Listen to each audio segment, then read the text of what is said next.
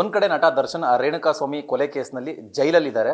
ಮತ್ತೊಂದು ಕಡೆ ಪ್ರಜ್ವಲ್ ದೇವರಾಜ್ ಅಭಿನಯದ ಕರಾವಳಿ ಸಿನಿಮಾದಿಂದ ದರ್ಶನ್ ಅವ್ರನ್ನ ಕೈ ಬಿಟ್ಟಿದ್ದಾರೆ ಅಂತ ಒಂದು ಸುದ್ದಿ. ಈ ಸುದ್ದಿ ಬಗ್ಗೆ ಈಗಾಗಲೇ ನಿರ್ದೇಶಕ ಗುರುದತ್ ಗಾಣಿಗ ಅವರು ಒಂದು ಸ್ಪಷ್ಟನೆ ಕೂಡ ಕೊಟ್ಟಿದ್ದಾರೆ.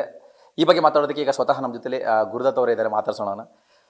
ಸರ್, ಪ್ರಜ್ವಲ್ ದೇವರಾಜರ ಅಭಿನಯದ ಕರಾವಳಿ ಸಿನಿಮಾ ಶೂಟಿಂಗ್ ನಡೀತಾ ಇದೆ, ತುಂಬ ಎಕ್ಸ್ಪೆಕ್ಟೇಷನ್ ಇರೋ ಸಿನಿಮಾ. ಈ ಸಿನಿಮಾದಲ್ಲಿ ದರ್ಶನ್ ಅವರು ಸೆಲೆಕ್ಟ್ ಆಗಿದ್ದಾರೆ ಅಂತ ಒಂದು ಸುದ್ದಿ ನಮಗೂ ಸರ್ಪ್ರೈಸ್ ಆಯಿತು, ಶಾಕಿಂಗ್ ಆಯಿತು. ಏನು ನಿಜನಾ ಇದು ಅಂತ?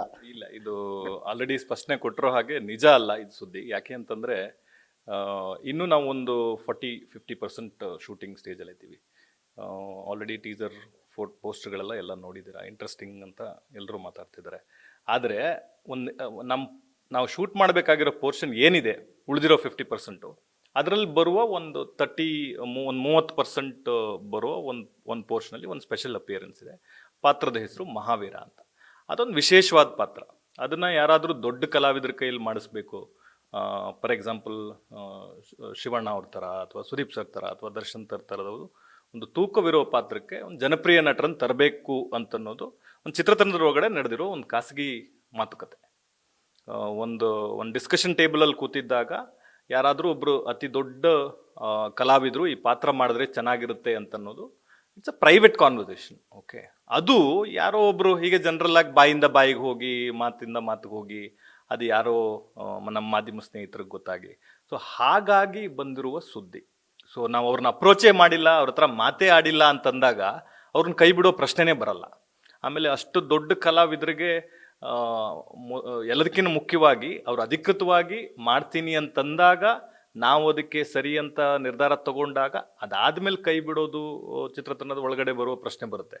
ಸೊ ನಾವು ಅಪ್ರೋಚೇ ಮಾಡಿಲ್ಲ ಅಂತಂದಾಗ ಕೈ ಬಿಡುವ ಪ್ರಶ್ನೆನೇ ಉದ್ಭವ ಆಗಲ್ಲ. ಸೊ ಹಾಗಾಗಿ ಅದು ಆ ಸುದ್ದಿ ಸತ್ಯಕ್ಕೆ ದೂರವಾದ್ದು ಅಂತ ನಾವು ಒಂದು ಪ್ರಶ್ನೆ ಕೊಡಬೇಕಾಯ್ತು. ಅಪ್ರೋಚ್ ಮಾಡಿಲ್ಲ ಅಂತ ನೀವು ಹೇಳ್ತಾ ಇದ್ದೀರಾ. ಪ್ರಜ್ವಲ್ ದೇವರಾಜ್ ಅವರು ಕೂಡ ತುಂಬಾ ಆತ್ಮೀಯರು ದರ್ಶನ್ ಅವರಿಗೆ. ಸೊ ಅವ್ರ ಕಿವಿಗೆ ಏನಾದರೂ ಬಿದ್ದಿತ್ತಾ ಈ ಸಿನಿಮಾದು ಮತ್ತೆ ಈ ತರ ಒಂದು ಪಾತ್ರದ ಬಗ್ಗೆ ಏನಾದರೂ ಅವ್ರ ಕಿವಿಗೆ ಬಿದ್ದಿದ್ರ ಬಗ್ಗೆ ನಿಮ್ಗೆ ಏನಾದ್ರು ಗಮನಕ್ಕೆ ಇದೆಯಾ? ಇಲ್ಲ, ಅಂದ್ರೆ ದರ್ಶನ್ ಸರ್ ಕಿವಿಗ ಅವ್ರ ಆತ್ಮೀಯರ ಮುಖಾಂತರ ಮಾತಾಡಬೇಕು ಅಂತ ಒಂದು ಆಲೋಚನೆ ಇತ್ತು. ಆದರೆ ಆ ಪ್ರೋಸೆಸ್ ಇನ್ನೂ ಡೆವಲಪೇ ಆಗಿಲ್ಲ. ಯಾಕೆಂದ್ರೆ ನಮ್ಮ ಎಲ್ಲ ಕಾನ್ಸಂಟ್ರೇಷನ್ ಈ ಉಳಿದಿರುವ ಭಾಗದ ಚಿತ್ರೀಕರಣ ಮುಗಿಸಿ ಕೊನೆಯದಾಗ ಅದನ್ನ ಆ ಪೋರ್ಷನ್ ಶೂಟ್ ಮಾಡಬೇಕು ಅನ್ನೋದು ಮುಂಚಿನಿಂದಲೂ ಇದ್ದ ಆಲೋಚನೆ. ಸೊ ಹಾಗಾಗಿ ಇನ್ನೂ ಅಪ್ರೋಚ್ ಮಾಡಬೇಕು ಅಥವಾ ಪ್ರಪೋಸಲ್ ಕಳಿಸ್ಬೇಕು, ಬೇರೆ ಯಾರು ಅನ್ನುವ ನಿರ್ಧಾರನೇ ತಗೊಂಡಿರ್ಲಿಲ್ವಲ್ಲ. ಹಾಗಾಗಿ ಅಲ್ಲಿವರೆಗೂ ಟ್ರಾವೆಲ್ ಆಗಿರಲಿಲ್ಲ. ಪ್ರಾಬಬ್ಲಿ ನಾವು ಇಲ್ಲ ಅವ್ರನ್ನ ಅಪ್ರೋಚ್ ಮಾಡೋಣ ಅಂತ ನಿರ್ಧಾರ ತಗೊಂಡಾಗ ಪ್ರಜ್ವಲ್ ಅವ್ರನ್ನ ಕೇಳ್ತಾ ಇದ್ವಿ, ಅಥವಾ ಅವ್ರ ಆತ್ಮೀಯರು ಬೇರೆ ಯಾರಿದ್ದಾರೆ, ನಮ್ಗೆ ಗೊತ್ತಿರೋರು ಯಾರಿದ್ದಾರೆ, ಅವ್ರ ಮುಖಾಂತರ ಮಾತಾಡಿಸ್ತಾ ಇದ್ವಿ. ಸೊ ಹಾಗಾಗಿ ನಾವು ಇನ್ನೂ ಅದನ್ನ ಆ ಪ್ರಪೋಸಲ್ನ ಫಾರ್ವರ್ಡ್ ಮಾಡಿರಲಿಲ್ಲ.